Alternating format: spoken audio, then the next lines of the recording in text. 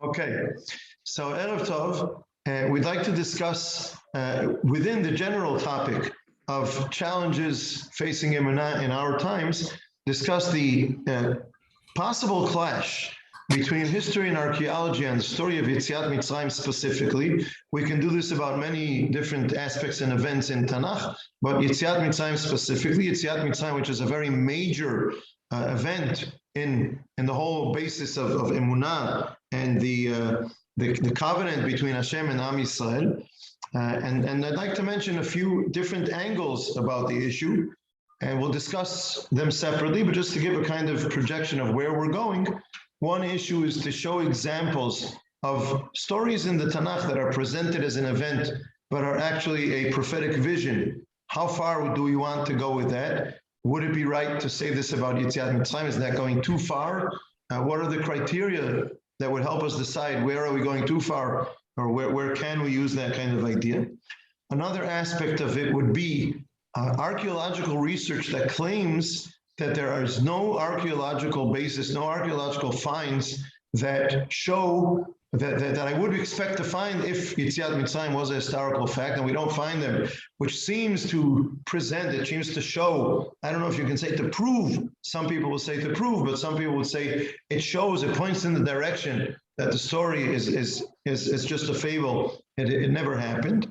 And on the other hand, not archaeological finds of Yetziat Mitzrayim itself, but archaeological finds about what Mitzrayim was like, what Egypt was like in those ancient times, and some facts that are that show that the Torah, when it describes Egypt, knows exactly what it's talking about and what's the significance of that. So that's the direction in which we'd like to go today and in the next time we meet in a few weeks.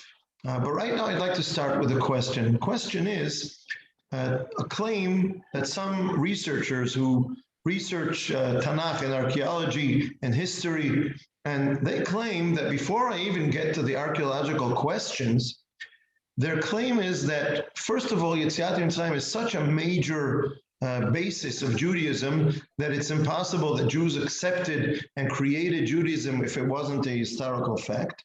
And two, the claim is that when you want to start a new nation or make up a story that's going to create a great nation, you make up a great story about how strong and powerful and great we were.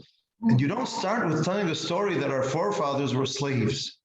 And so Am Yisrael telling a story that our forefathers were slaves and we were freed from slavery, that's where we started off, that's our beginning, gives strength of authenticity to this story. And I would like to ask you, those who are here, I would like to ask you to please, if I can, if you'd like to, what do you think about that? Is this convincing? Are these claims convincing or not convincing? Please be absolutely free to express your thoughts and feelings. Please go ahead. Who would want to say something about this? Well, I'm going to start. I'll start. Yes. I just want to make a few comments. One of them is talking about the plagues. Okay. Mm-hmm. And there's a lady by Hathaway who wrote that she explained how the plagues happened. Okay. Mm-hmm. And she and it's very interesting because she stuck to the Bible, right, to the way it's described in the Bible, but she explained all these things. I'll give you an example. For instance, she talked about how come the sea was red, right? It said that the Yam Suf, first of all, it's Yam Suf, it's the Sea of Reeds, not the Red Sea. The Red Sea only comes from King James Bible, who didn't even pay the translator, the person who wrote it, and instead of reed, they wrote red, one E is missing. But anyway, that's a side issue. But Hathaway said that the way it happened was that at the source of the Nile, from time to time, there's red earth that's being swept into the Nile, and this is what caused the fish to die. And she explained that the frogs came out and so on. And she explains everyone as a as a natural phenomenon, and which is very interesting because the Rambam says that it was the timing that was was the nest, not the event itself. The events itself were natural, but the timing was the important thing. Now, another thing that I want to mention is that they did find What was her name? Hathaway. I forgot her first name. Hathaway. Hathaway. Yeah, Hathaway. And another thing is there's a writing from they found from Neftach, who was in, I think 1202 or 1204, a king of Egypt, who writes that Israel. He wrote that Israel is no longer but the sign, the symbol is a nation. And that's 1202 or 1204. There's an Egyptian king that writes it, which means if they're no more, that they're there. In other words, they were there, but they're no more. Mhm. It talks about the land of Canaan. So I don't know, these are things that I think they're important for us to incorporate in our knowledge, I think. Okay. Thank you. Okay. Anyone else? Yeah, I could say, regarding the creation story, I don't know many creation stories, but I was fascinated many years ago when I heard a creation story about West Coast Indians, West Coast of Canada, Indians, indigenous people. And the reason I'm mentioning this is because if I recall correctly, their creation story was that there was this gigantic turtle that rose up from the sea, and they were carried on the backs of this gigantic turtle. And that sounds like a rather humble sort of way to phrase one's origin. I don't know. I don't know enough details about it, but I'm not. I wonder how general that statement is. That everybody's creation story is less humble than ours. I mean, maybe that's true. I'm certainly not an anthropologist, so I certainly don't know. But I think that's something that could be investigated.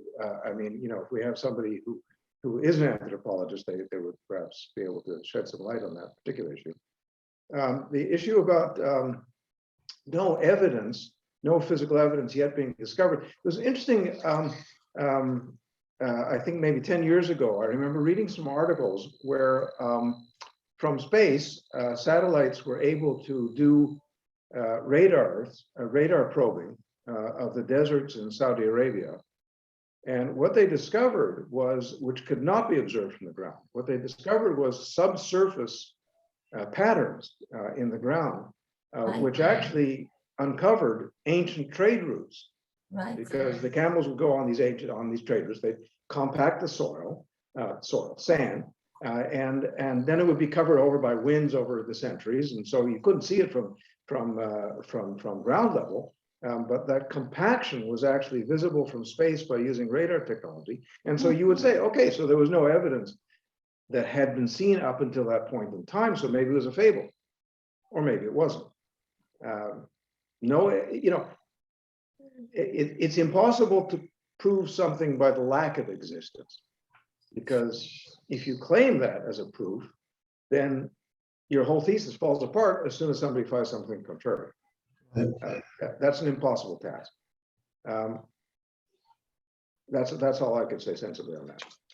Okay, so I hear 2 points. One is the question of is our story of creation of the nation, is it more humble than others? That's an anthropological question that can be investigated. It's an interesting question, meaning we're assuming, or maybe we've heard of some fancy stories, but that doesn't mean that those are all the stories that exist in the world, and maybe others have some humble stories of humble beginnings as well, which is an interesting, and certainly we wouldn't take that turtle story literally.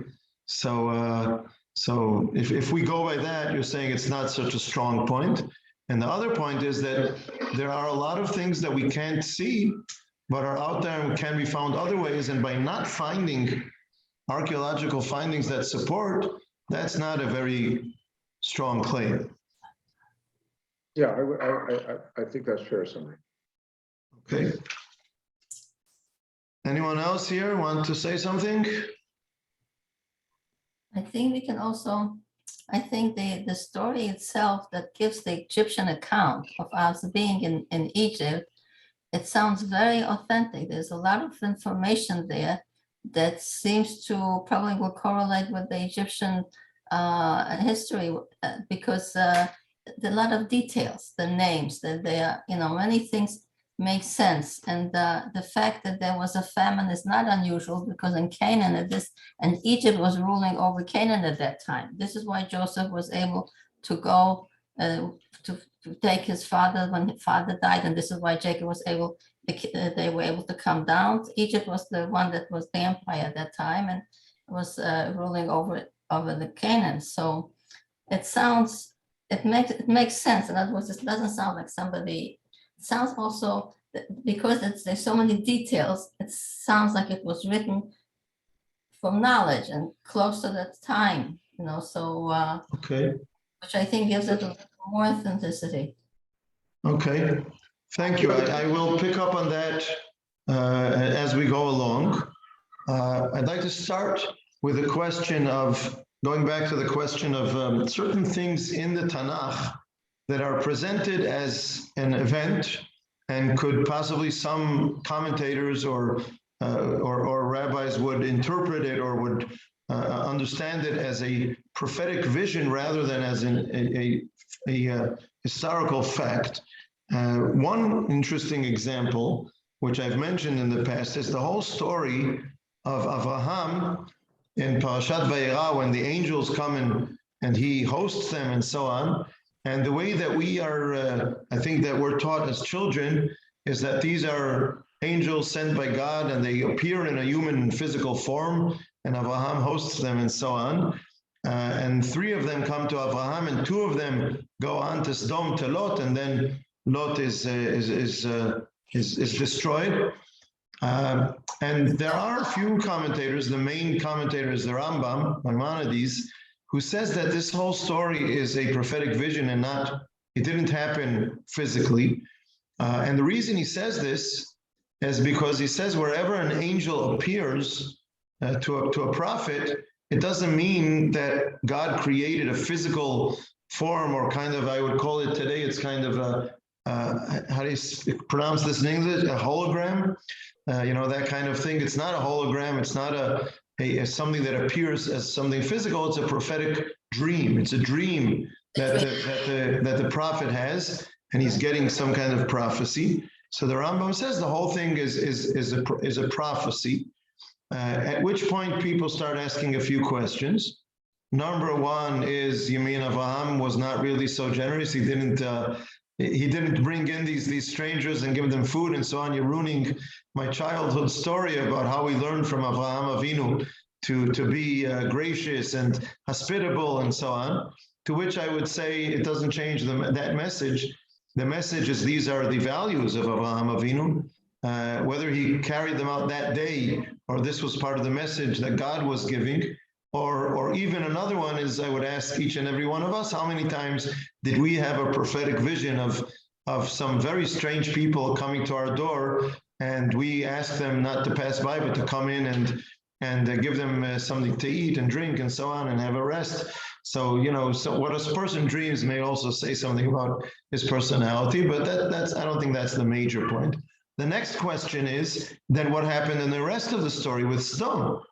Who was dreaming? To which I would say Avraham is continuing to dream. And the whole thing is a message to Avraham about Sodom and why Sodom is being destroyed. The Torah itself says that God says to Avraham, I'm not going to keep this from Avraham. I have to teach Avraham about justice in the world, about what brings people to success and what brings a state or a country or a city-state kind of in those times to be destroyed. And this is Hashem teaching Avraham.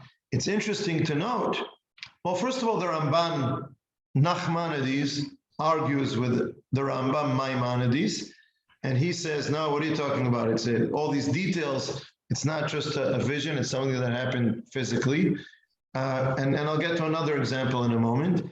But I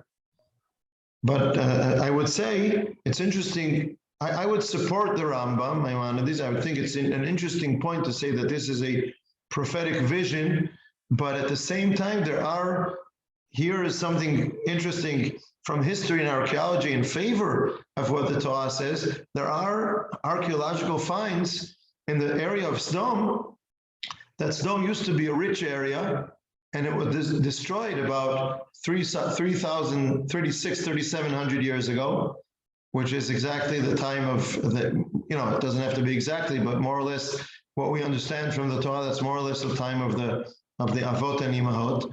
And the archaeologists claim it was destroyed by some kind of meteor or something of that kind, which then you can go on to say, okay, that's not what the Torah says. It doesn't matter. The Torah describes something coming down from heaven and destroying stone. So the story of the Malachim, of the angels, to my mind, does not have to be a historical fact, doesn't have to be a factual event. It can be a prophecy, but it's a prophecy that's explaining what is going to bring success for Am Yisrael in Eretz Yisrael and Eretz Canaan, which will eventually be Eretz Yisrael. What brings destruction to a place like Sodom, which is the example of lack of morality, of the opposite of morality, and could be a very interesting perspective of the whole story.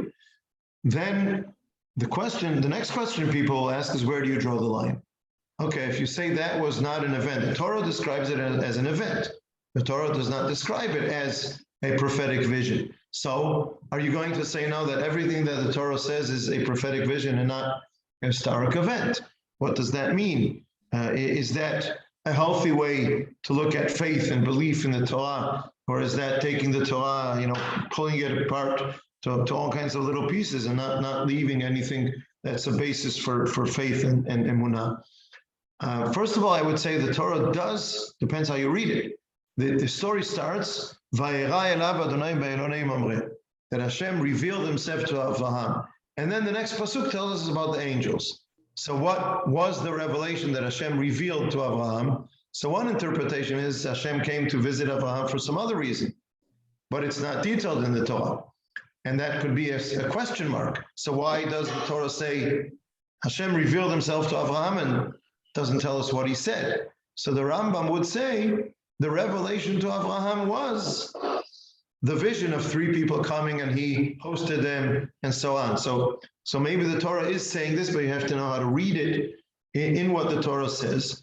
And no, it's not without limits to say this about whatever you want, but where the Rambam Maimonides uses a specific criteria, and that is where an angel appears in the story, and the prophet sees an angel, speaks with an angel, interacts with this angel who appears as a human being. That's a prophetic vision. God doesn't create angels in the form of human beings. By the way, Ramban, Nachmanides, says exactly that. God creates for certain purposes angels that appear as in a physical form of a human being. It's a creation for that event. And Rambam doesn't like to get into that kind of thing, that Hashem makes a specific creation for a specific event. He doesn't like that in his philosophy. So we have this difference of opinion. The next place where they argue about this is in the parsha we just read this last Shabbat, Parashat Vayishlach, where you have Yaakov who meets a person. The Torah says Ish, and that he meets an Ish and he has a struggle with him and they fight all night. But at the end of the night, he says to Yaakov, let me go. And Yaakov says, I'm not going to let you go unless you bless me. And he changes his name from Yaakov to Israel because you could, what was the term? What was the English term that I found for Kisarita? I just quoted it last week in the video. Struggled, or you fought with, struggled with. Yeah. Wrestled with. Wrestled with. How about wrestled with? I found another word that I liked. I don't remember it right now. But in any case, you dealt with, you confronted, you stood up to whatever you needed to stand up against. And at the end of the night, this apparently, so Rambam again says this is a prophetic vision that Yaakov has.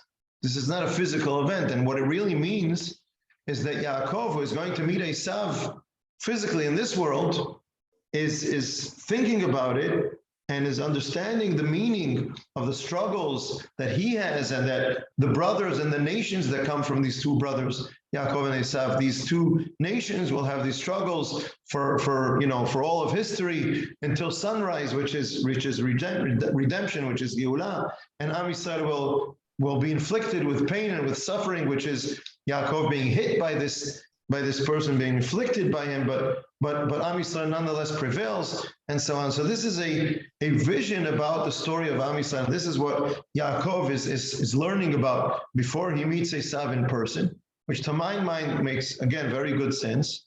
Again, and then at the end of the story, you see that the story is not only about a physical person, because give me a blessing.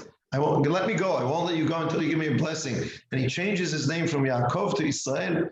There's obviously something godly, something supernatural, not just a normal human being in this story. So, okay, so you could say it's an angel. Ramban, Nachmanides again. You know, Rambam and Ramban are how do you say? Are Divergent. At odds with each other.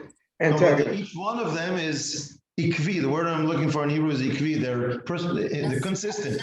Each one of them is consistent in their opinions, right? They disagree, but they're consistent in their disagreements. Each one of them is consistent in his way of interpreting it. So Ramban, Nachmanides says it's a physical person. It's an angel created in the form of a person for this event with Yaakov, as he says with Abraham. And Rambam, Maimonides, says this is a prophetic vision of Yaakov. But once again, there is criteria. It's not, you don't just say this about wherever you like to say something in the Torah, but I want to put this on the table so that we can consider it if we have difficulty with some event that we don't find archaeological finds for, but then taking it to Yetziat Mitzrayim might be going a bit far. Because to say this about Yaakov Avinu, with his struggle with this person, seems to fit very well in the Torah, because it's a story about the fathers, and the fathers are an expression, are kind of a paradigm of something that's going to happen in the history of the sons of these forefathers and the sons of Yaakov in the story of Am Yisrael. The same is true about Avraham. These are lessons that are being taught to Avraham about his descendants and how Am Yisrael will succeed in Eretz Yisrael, and the lessons that we have to learn from Avraham's behavior and from the opposite behavior of Sodom and the destruction of Sodom, and all these things are going on here together. So it makes sense in these places. To say it about Yetziat Mitzrayim would, I think, be kind of taking things out of context. So I want to say it is possible sometimes to use this kind of thinking. I personally don't think it's right to use it about Yetziat Mitzrayim, but I am raising it so that if anyone else wants to make such a claim, wants to present such an opinion, and you know, can that be significant? Can that be a deepening of faith? Sometimes I think about the story of Yaakov. I think it's a deeper way of understanding it. It's not an external struggle between Yaakov and another person. It's an internal struggle within Yaakov, who has to learn from this prophetic dream about how he has to handle himself in the world, and how the people, his descendants, Am Yisrael, are going to struggle with things throughout history. And I think it's a deeper understanding than saying it's just a struggle with a physical or a kind of physical form that Yaakov struggles with. But in the story of Yetziat Mitzrayim, I would not think of the whole story. It's going too far to say that it's not a historical story, to my mind. But I'm putting it out if anyone wants to think about it differently. I'd also like to go back to the question I presented before and look at it from a different angle. This opinion that says that the story of Am Yisrael being slaves and being freed shows that it's an authentic story, because no one would make this up as a story of about their nation. In that aspect, it sounds like a valuable argument, like a valid argument. Is it convincing? I'm not sure. And I like the point you made, Mark, that we have to look, at a broader perspective of anthropology, what other stories do nations tell about their beginnings, but I want to look at it from a different angle. In Sefer Bereshit, we already find that Avraham Avinu is told that his descendants are going to be enslaved in Mitzrayim. So this is part of the plan for Am Yisrael. And you can ask, and many commentators ask this question at the turn of Sefer Bereshit and the beginning, end of Sefer Bereshit and the beginning of Shemot. Many commentators ask, why was this inflicted upon the descendants of the sons of Yaakov, of Avraham, Yitzchak, and Yaakov, that they were enslaved in Mitzrayim? What were we punished for that we ended up being slaves in Mitzrayim? And there's a whole line of different answers. A mistake that this one made, some way we mistreated someone and we're being punished for it, and so on. But then there's a whole different attitude that sees the enslavement of Bnei Yisrael and Mitzrayim not at all as a punishment. And I think the fact that the Torah describes it as something that Hashem says already to Avraham that is going to happen in the future is showing us that it's not a punishment for something that someone did wrong. It's part of the godly plan of how to bring about Am Yisrael in the world. And the reason for this is two reasons. There are two reasons why Bnei Yisrael are enslaved in Mitzrayim and taken out of Mitzrayim with great miracles and the whole story of Yetziat Mitzrayim. One reason is, I would call it, between man and God, and the other is the aspect of between man and man, ben adam lachavero, the aspect of moral issues, social issues in the Torah. The first one is to create the story of Am Yisrael being taken out from Mitzrayim as a message of the power of Hashem, which is something that is stressed very much in the first chapters of Sefer Shemot, with all the plagues that you mentioned before, Tova, with the whole story of Kiryat Yam Suf, the splitting of the sea, and everything that's going on there. It's making the point that we started at a low point, but it shows the power of Hashem, who took us out of Mitzrayim and made a great impression on the world. And the point is to show the strength of Hashem, to give strengthening to faith, to emunah, to belief in God, in God's potent power, that God's power, which is so much, not comparable to the power of man, and so on, and to do it in a way that makes an impression on the world, because Am Yisrael is sent on a universal historical mission to bring a message to the world, not just to be a private nation, that's enslaved and is freed, and now we can go home and live the rest of our lives calmly and quietly. That's not what Am Yisrael is about. The story is to make an impression on the world in this aspect of God's name, calling out God's name in the world, bringing out God's name to the world, and that's part of the story of Yetziat Mitzrayim. That's one aspect of it.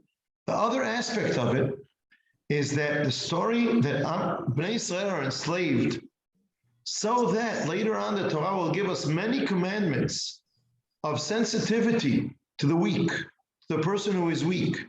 And the Torah will say to us again and again, you were slaves in Mitzrayim, you knew what it was like. So you have to, being enslaved kind of engraves upon us a sensitivity to other people who are weak, to people who are weak in the world in general, to social issues, to equality, to be not to misuse power when we have it. Do we carry this out well enough? That's a good question. It's a challenge, but it's certainly a message and a very major spiritual, moral fiber of what Am Yisrael is about. So in that sense, I think the story of the creation of Am Yisrael is very special and very unique. And do I think it gives proof historically that this is a true story? I'm not carried away by this proof, but does it give strength to the spiritual and moral strength, to the belief in having a mission, that Am Yisrael is sent to have a mission in the world? In that sense, it does give, in my eyes, personally, it does give a lot of strength to the belief in the mission that Am Yisrael has in the world, both in calling out God's name in the world, and in the sense of bringing a moral message to the world through the mitzvot of the Torah. So in that sense, I think it's very powerful. There's also a suggestion that maybe the reason why Bnei Israel were in Mitzrayim for so long and they were enslaved, what you said was correct, that they had to this is the Kur HaYituch. This is what they were being made into what they will be later. And the other thing is that there is also a suggestion that the reason Am Yisrael had to be away for so long and they came back later was because there was the people that lived in Canaan were from what we understand, they were not the best of people, and it needed time for them to be. Hashem gives them time to recant and to change their behavior, but once, if they didn't, so that's when the Hashem ends up punishing them. The most important thing, I think, is that's behind the whole Tanakh is that Hashem is the power that maneuvers the whole world, and therefore, and we see it in everything, that all the events that are happening are attributed to Hashem, according to the Torah. So we see here a plan, and we see the events that are taking place, and I think everything falls into place once we think this way. You're making a very important point, Tova. And I would take what I mentioned before about Sodom and what you're saying about other nations in Canaan. The whole story, which is another issue that we can deal with at a different stage in this series of shiurim, the whole idea that Am Yisrael comes from Mitzrayim and conquers Eretz Yisrael from the hands of these nations of Canaan.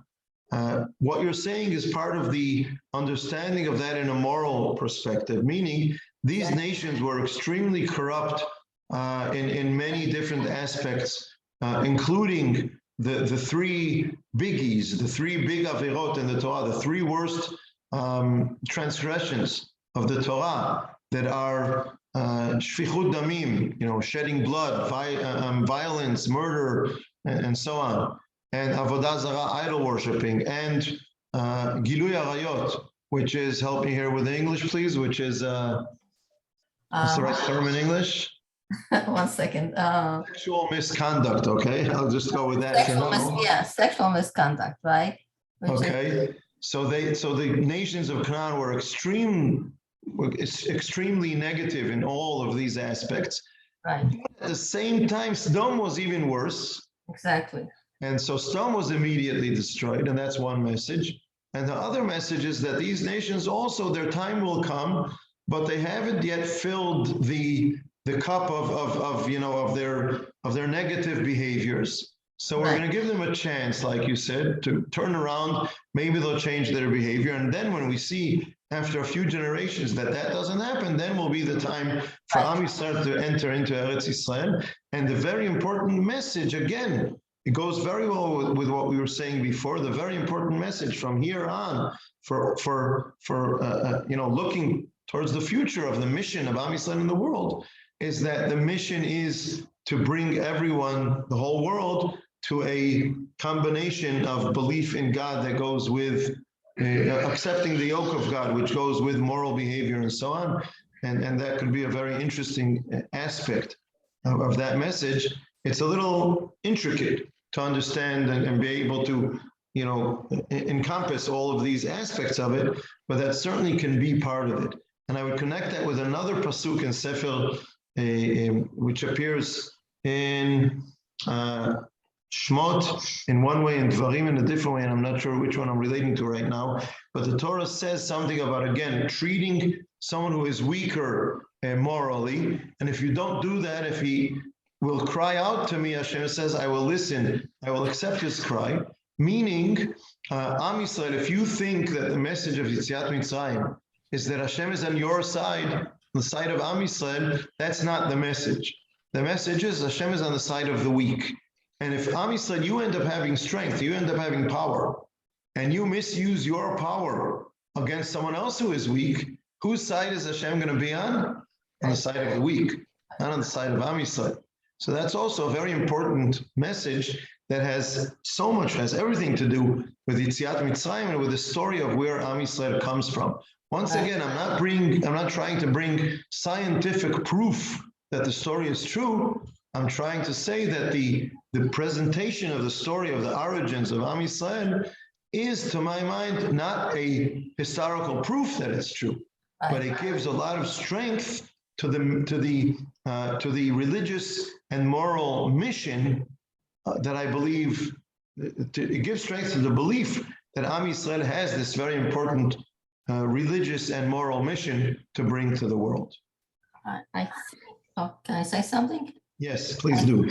I think that if we look at the commandments, the 10 commandments that we have, we can see that they are basically talking about things that we are not supposed to do because they were done by others. Otherwise, it wouldn't say that. It wouldn't say don't kill the people when killing, don't steal the people when stealing. So the thing so the things that are there to create. They are supposed to create and keep a society that is a cohesive society that is just. Justice is very important. Kindness is very important. This was not a very common. These were not very common notions at the time. Okay. Thank you. I'd like just to take it back once again to the story. All these points that you're adding to these points. All these points, I want to bring them back to the aspect of the story of the creation of Am Yisrael, the strength of the story. Once again, it's not scientific proof of the truth of the story, the historical, factual truth of the story, but it is giving a lot of strength to the belief in Am Yisrael being sent to this important mission in the world. And it comes, as you're pointing out, it's kind of coming at us, the energies of this are coming at us from so many different places in the Torah.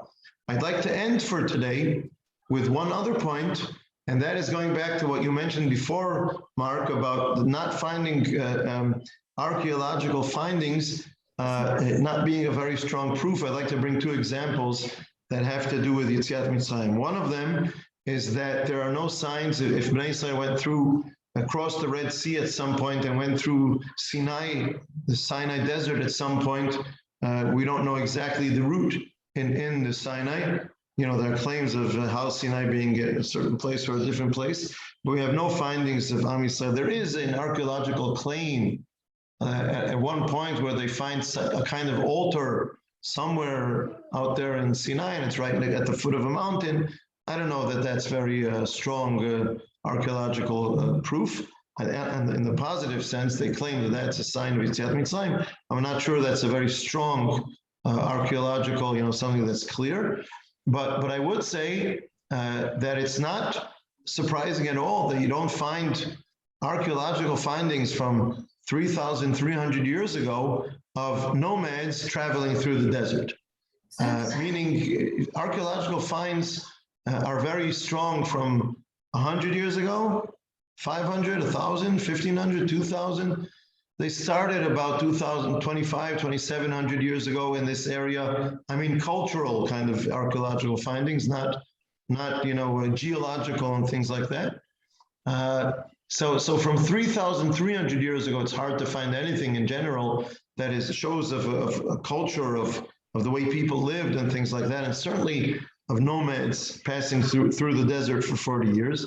So it certainly doesn't prove anything. If it was there or wasn't there, it doesn't disprove it, it doesn't prove it, but it certainly doesn't disprove anything. And the other example is that there is a nation called Midianim, which is where Moshe escaped when he escaped from Paro, who wanted to kill him after he killed the Egyptian, and where he met Yitro's daughters and Yitro and so on.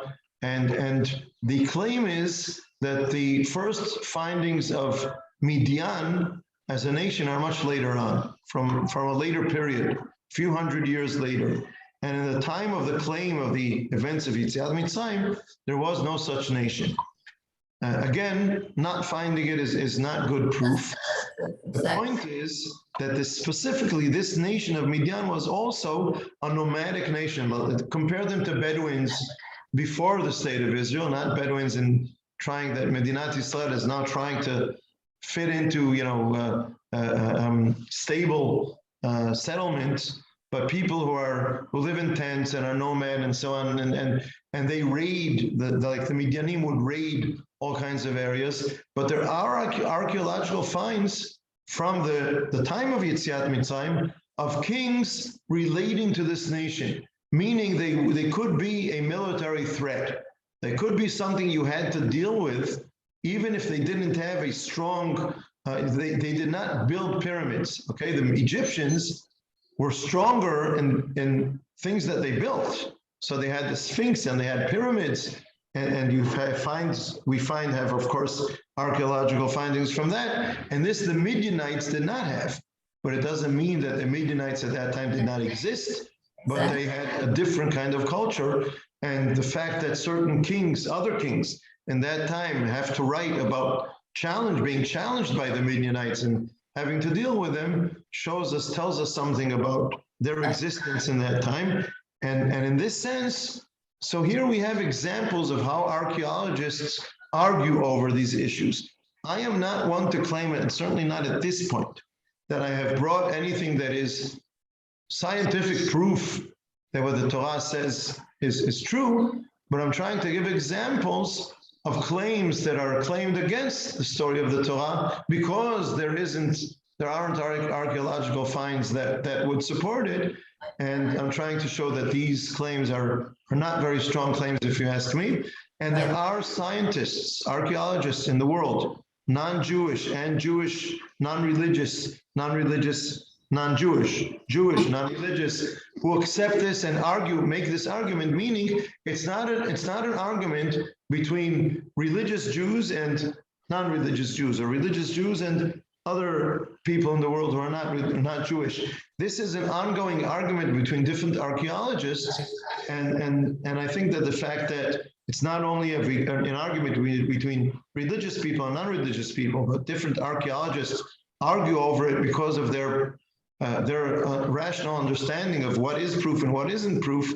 To my mind, it means that these challenges are not very powerful challenges, but we've only begun to discuss this issue. We will continue discussing the story of Yetziat Mitzrayim and aspects, archaeological and scientific aspects of what we do find and don't find, and what is the meaning of all this regarding the story of Yetziat Mitzrayim. Okay. So, any last comments by anyone now? Bevakasha. Interesting. Yeah, I'll try to be really brief. The idea, that there are historical things that have happened, and maybe there's evidence to, for example, the destruction of Sodom, and maybe it really was caused by a gigantic meteorite or something like that. And of course, many civilizations have stories of floods and so on. Right. So maybe these things really did happen, but did they happen? And so they were retained in some sort of oral history of people, that people remembered these tremendous cataclysmic events, and then they put together a story trying to take out of that story meaning, a message for peoples to go, or was it really in the sequence that this happened, and then because this happened, cause effect and so on. Awesome. I would like to take I think that's a very interesting question that you've raised in this discussion. And I think that could be the middle ground between different two options that I kind of mentioned before, meaning not that it's totally prophetic and it never happened, and also not that it necessarily, I don't have to believe. I'm presenting an option. If you agree with it, that's okay. If you disagree with it, that's also okay. I'd like to present an option that maybe I don't have to believe that the Torah is describing the historic events in a specific sequence that they happen, but these are events that happen, and the Torah is giving it the Torah's interpretation, which is part of the prophecy of Moshe Rabbeinu. Whether this is the way it happened in the time of Abraham or not is not the question. The question is, what is the Torah of Moshe? What is the message that the Torah of Moshe is giving about it? And in that sense, it could be a very interesting perspective of how to put together, certain events that many other nations talk about also. And maybe the Torah describes them even a little different. And I can't prove or disprove that, which nation's story is the right historical exact description of the events as they were unfolding. Even if you have two journalists and there's an event happening, you look it up in two different news stations, you'll get two different descriptions. And it happened today, and they're describing it today, and you'll still get two different descriptions. So maybe the importance of the description of the Torah is not in the historical facts of how it happened, but in the perspective that the Torah is giving us about it. And sometimes it's even, and this is a great example of how we not only can retain our faith in the face of certain challenges, but our understanding of the Tanakh can deepen if we know the stories of other traditions and their perspective on it, and then compare that to what the Torah is saying. Sometimes there we can see the unique message that the Torah is giving about it. And that could be a very significant point and a deepening of the significance of Tanakh for us. So we also have, I really want to thank you for that point, Mark. Thank you. I like your summary very, very much. Very, very much. we have the laws from the ancient Near East. We have laws that we can look at them and see how people lived. Yeah. Right. We discussed that about Sarah and Hagar as an example of something we learned from Hammurabi laws. Exactly. It tells us something about what is the Torah saying about the expectations from the leaders of Am Yisrael. Right. Anita, did you want to add something? I just want, personally, this subject is very interesting. It's also a little uncomfortable to me. I can understand. I'm not asking for a psychologist. I can understand the prophetic vision. Part of the smaller stories, smaller events can be prophetic visions, but it's very hard to have to start to think that the whole issue of Yetziat Mitzrayim, which starts off only in 15 chapters in Sefer Shemot and then continues as a major theme throughout the rest of the Torah, would only be a metaphor, or and not an actual event. Right. So I have to say the topic, I'm glad we're talking about it, but to be honest, the topic makes it, I find it uncomfortable. Although I know people, I've also heard that Megillat Esther is in a similar, but in any case, that's only 10 chapters. So, so personally, it's an important point you're making, the difference between the importance of Esther and the importance of Yetziat Mitzrayim. Of course, there's a difference. Or I'm saying Yetziat Mitzrayim as a basic underlying theme throughout most of the Torah, and so absolutely. much it as opposed to an event that took half of a perek. So I, as a person with Emunah, I just believe that there is archaeological proof, but it has not yet been unearthed. That's okay. Exactly. I'd like to pick up on two things that you said, Anita. First of all, I agree. The importance of Yetziat Mitzrayim is tremendous in the Torah. And I said before, I raised the question about that chapter in Sodom, and I said, I'm not sure, I wouldn't go that way about Yetziat Mitzrayim. I agree with you.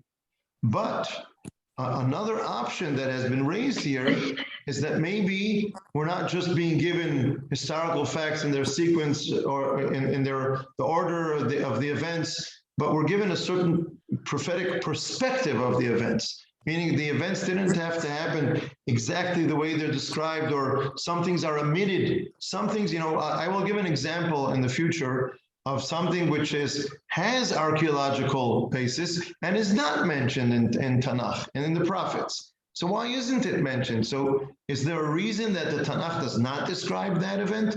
And I will make a certain claim about why Tanakh did not mention that event. It doesn't mean that Tanakh said it denies that it happened. But for the message of the Tanakh, that event was not important to be mentioned. And here the opposite, maybe the Torah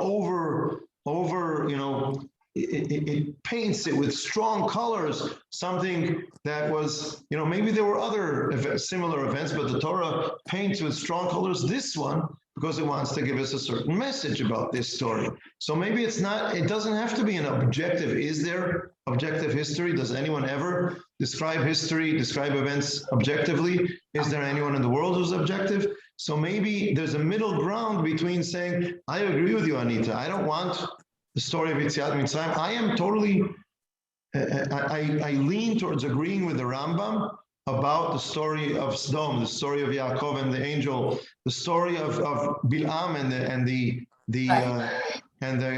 the Aton speaking, right? Because I always say, and I've said this before, one fascination is why would Hashem open the mouth of this mule? And the other question is, if Hashem opens the mouth of your dog, are you going to argue with the dog or are you going to run away? So I think it's a prophetic. I'd rather think that it's a prophetic vision rather than a factual story. But I agree with you. I would not want to go that way with Yetziat Mitzrayim. So I'm going to go back to archaeology. And the point that you made, let's go look at archaeology. So far, I've mentioned 1 or 2 points about what we did not find in archaeology, and I claim that's not proof of anything. Right. What do we find in archaeology? Like you said, that's for next time. What do we find in archaeology, and what can we learn from it? I don't think we're going to find, archaeological finds that are going to prove that the events happened exactly the way the Torah presents them. I'm not saying they didn't. I don't think we're going to find archaeological proof of that. But we are going to find some very interesting archaeological finds, and some of them are new. Some of them are coming up as the decades go by. We find more and more things, which is also very interesting. So we'll get back to that next time. Okay. Thank you. I wanted to say, I don't want to open up a Pandora's box. I just wanted to mention very quickly, this could go, that in the United States of America, where some of us came from originally, there is something going on now called cancel culture, where minorities, especially the African Americans, are saying that because the country was so imperialistic and did such terrible things to the slaves and to the Native Americans, etc., they're canceling out a lot of things. And it's a very complex subject. But I always, and 100% behavior, changes have to happen. But on the other hand, when they're approaching a day like Thanksgiving, which is just about giving thanks for having been able to come to another country with freedoms, they're talking about canceling that out too. And I just keep thinking always about the example of the Jews that we have, Yetziat Mitzrayim, that we have the story of being enslaved for hundreds of years, and yet when we got out, and of course being persecuted in every country of the world, and yet we've gone out and done other things, but we are not canceling the culture of all the countries that have persecuted us and enslaved us, because these things were accepted or not accepted in historical times. So I don't mean to go into a very big change, but what I wanted to say was that I think that the story of Yetziat Mitzrayim and the enslavement of the Jews, but what ensued afterwards for thousands of years, should actually be an inspiration to other people. And it's a very important thing to retain and not let it get lost in the world because of archaeological doubts that are raised. So that is certainly, thank you. I want to make a note of that and think of that as part of our discussion. Okay. Thank you. I'm going to have to end here. So thank you, everyone. And we meet again in 3 weeks. Thank you. Bye. Thank you. Laila Tov. Laila Tov. Thank you very much. Lovely to see everyone. Be well.